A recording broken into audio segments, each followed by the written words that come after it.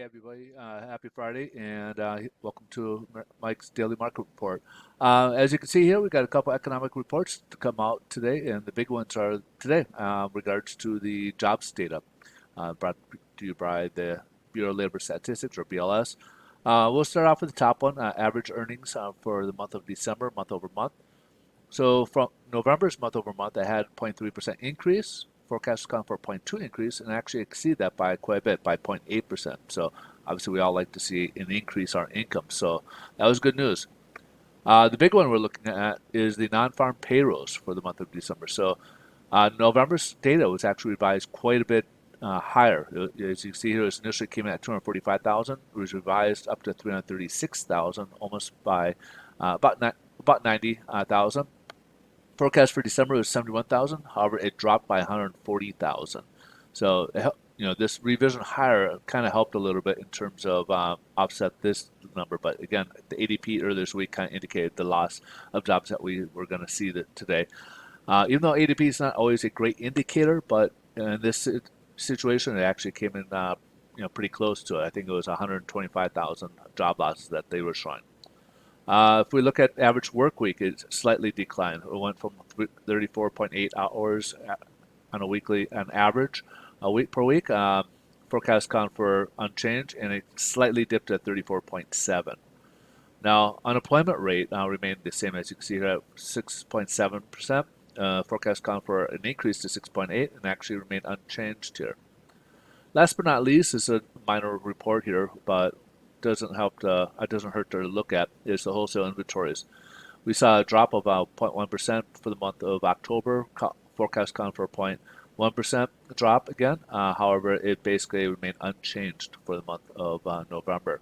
So overall, okay, but obviously this is really disappointing here.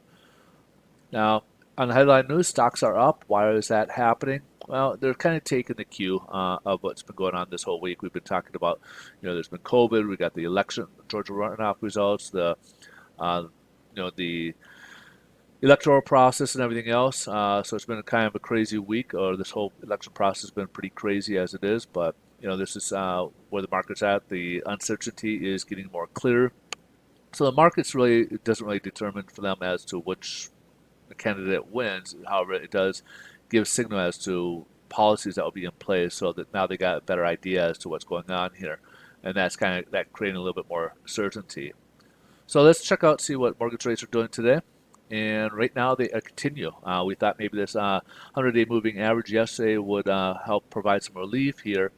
And as you see, we were down further and kind of held yesterday. However, today it dropped considerably more. We're down about 25 basis points, which translate mortgage rates going up again. So we saw a pretty big drop in terms of mortgage rates this week as we got the Georgia runoffs as a result. So we've been seeing those dropping, and then as you'll see coming up, we'll do yields, and you'll see those basically continue to rise. Now, today's numbers, usually that would be good news for bonds and bad news for stocks. However, in this situation, this is how they kind of view that. They figure with job losses coming in, that could indicate bigger stimulus packages out there. And with the bigger stimulus packages, the government needs to create more debt. And to create more debt is basically what's right, increasing the yields on there, because we're going to see inflation probably later on. As a result, which is the enemy of mortgage-backed securities or bonds, because what happens is that it erodes the value over time, and bonds are over a length of 30 years. And as a result, we got more supply out there. So that's why we're seeing a drastic drop, as people are seeing that most likely we could see more stimulus coming in, which is not good news for us.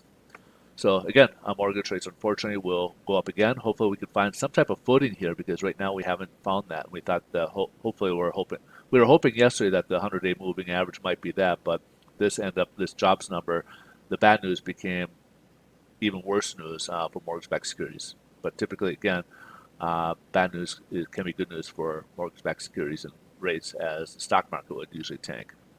So as we discussed, we keep rising. Here's yields. We're up at 1.11 now, as we keep rising, breaking above new technical levels here. And again, since that Georgia runoff results came in. We broke above the 1% and keep rising. So some people are projecting possibly 2% maybe by end of the year. We will see. But in any case, that's where we are. If you guys got any questions regarding mortgages or interest rates or anything we can help you out in that avenue, a little bit about myself. I am a loan officer and I do work for a national lender. I can certainly help you guys answer any questions or be more than happy to answer any questions you guys have.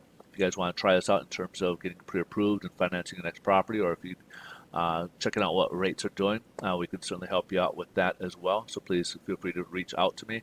I will eventually put up a link where you can reach me. In the meantime, just go ahead and maybe direct message me from the social media site that you're finding this on, and we can certainly answer from there. You guys have a great rest of your day. Thanks so much for watching. Enjoy your weekend. We'll see you on Monday's video. Bye-bye.